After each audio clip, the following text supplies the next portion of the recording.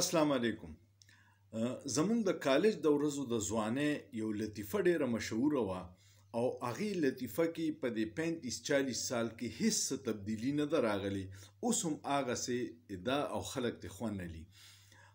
دا مشهوره ده چې روس په هغې موده کې ډېر لوی نوم و، د امریکې سره دویم سوپر طاقت و د ځمکې. د ټولې دنیا سوپر طاقت خو الله پاک دی، خو د ځمکې یو امریکا طاقت و، یو روس و.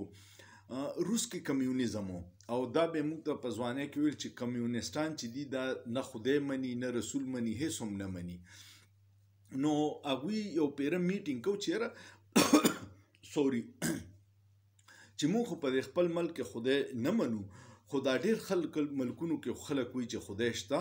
نو داس چل کوو چې نمایندګان مختلف ملکونو ته لیږو چې هلته وګورو چې خدای کم ځای کې دی. نو وایي مختلف ملکونو ته هغوی خپل خلک ولیږل او دا طی شوه چې یو میاشت پس به بیا چې ټول راشي نو ریپورټ به ورکړي چې چا څه ولیدل. مختلف ملکونو ته خلک تلي وو، یو میاشت پس چې راغله نو تپوس یې وکړو امریکې ته چې تللی وایي تا خدای ولیدو؟ نو هغه وایي نه جي ما خو ونه لیدو. روس ته چین ته تللی وو، یورپ ته تللی وو، ټول خاموش وو چې یاره موږ ونه لیده.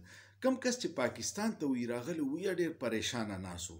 نو هغه نه یې تپوس وکړو چې تا خدای ولیدو؟ نو هغه وی چې یاره جي زه درته لږ تفصیل ویمه. وی ما خدای ونه لیدو، خو هلته ما داسې کار ولیدو چې زما د خدای په ذات یقین پیدا شو. وی څه دې ولیده؟ وی پاکستان کې ټول ملک غله دي، د کلرک نه والا د صدر پورې کوشش کوي چې دا ملک په دواړو لاسو لوټ کړي. جرنیلان غله دي، ججان غله دي، سیاستدانان غله دي، بیوروکریټس غله دي، عوام هم غله دي او بیا هم دا ملک قایم دی. نو زما دا یقین پیدا شو چې داسې څه ذات شته چې دا ملک قایم ساتلی او دغه خدای دی. دا خبره تاسو سوچ وکړئ چې نن هم صحیح ده.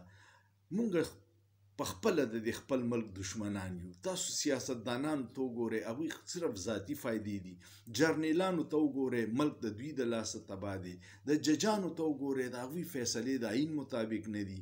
بیوروکریټس ته وګورئ، ځان نه د ځمکې خدایان جوړ کړي دي.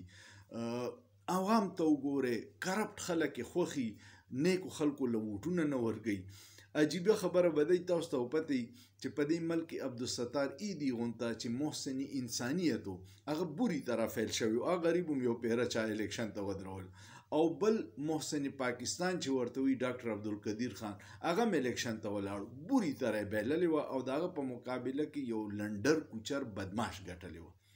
نو دلته کې خدای ثابت دی چې دا پاکستان بچ د خدای په قدرتونو دی، کنې موږ ټول یې غرق کوو او تباه کوو.